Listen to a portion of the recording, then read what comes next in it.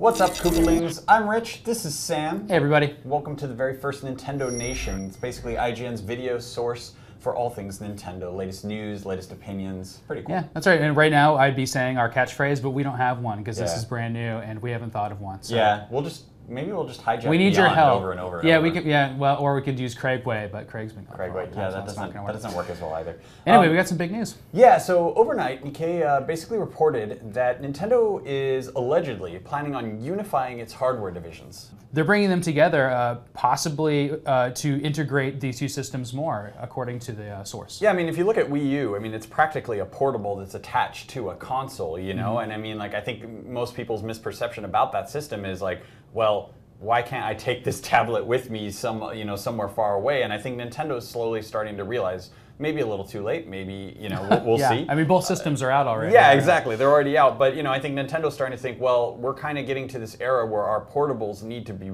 even closer to our home consoles. Yeah, and additionally, the DS has two screens, the Wii U has two screens. Like, honestly, like, development for both is getting probably more and more similar. Yeah, and so Nikkei also said that their plan is, this is happening fast. This is actually supposed to take place as of about mid-February, and they're taking, I think it's their 150 portable focused employees and their 130 home console focused employees, and basically just slamming them all together. They'll still be divided by sort of like, specialities. So you'll have your more like electronics focused guys over here and that sort of thing. They're even building them a new building. Yeah, they got a new building. And it costs 30 billion yen.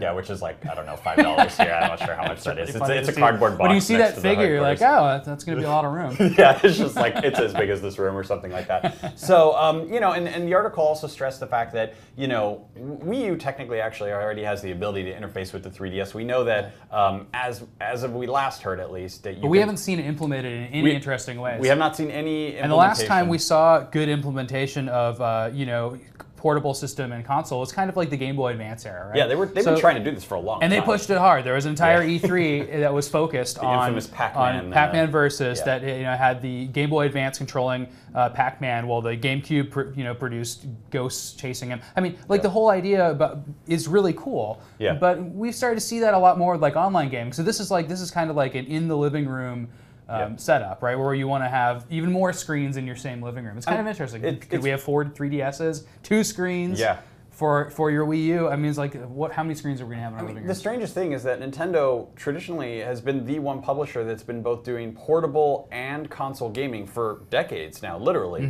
And yet we're seeing Sony with its Vita and PS3 and whatever console it's got coming next, and even Microsoft doing a lot of this integration between portable devices and home consoles. And it's been weird, to me at least, to not see them have a full-out strategy and strong integration between the 3DS and Wii U. That's a little strange to me. We do know that some of Capcom's Monster Hunter games will actually allow us to do this, but you're actually downloading applications to allow that sort of save transfer file integrations. Yeah. Another point that was made in this Nikkei article was that there's no Twitter and Facebook type social integration, with current consoles, and that's kind of something that was mentioned specifically. Yeah, it seems like Nintendo's really starting to embrace as much as sort of the wide world. I mean, traditionally, and they still are in a lot of respects, but they've always been this walled-off company, and this is why this news is so interesting to us, because it's 10 years late. Yeah, exactly. Well, we just don't know how they do this sometimes, when I read this article, I was like, oh, I guess they have had separate teams, and you can kind of tell, too. We hear about their internal development teams for games, right? We know how they work, and they're confusing because they have weird names like EAD and stuff like that. And there's a team working on Mario Galaxy always. There's always a team working on, like the Zelda games. Like there's these different teams, but we don't know much about their hardware teams, or I didn't until I researched after reading this article. So I think it's really interesting. And also, there's almost 200 employees or something just for working on hardware. Yeah, but they just released their 2 new hardware systems. So they're constantly iterating. This is what matters. Why it matters to you. You're sitting there going, hardware, I just want games. Yeah. Nintendo hardware and software are closely tied together. If you read about the development of Wii U, it happened simultaneously to something like the development of Nintendo Land. Yeah, Miyamoto's ideas for Wii Sports were based on making a motion controller for the Wii. It's completely hand in hand. You look at Mario 64, that game exists because someone said, what if we put an analog stick on our controller? So there's very, very important ties to both of these teams, and they work very, very closely together. So exciting news. I mean, still Nintendo has yet to outright confirm this, but Nikkei back around E3 called the 3DS XL outright. Nintendo denied it. And we thought it was nonsense. Yeah. And then all of a sudden, like every 2 weeks prediction later. had, E3 did not have the XL confirmation, but 2 weeks later they announced there it was. So that's why Nikkei might matter, why this article does make sense, and that's why we're bringing it to you.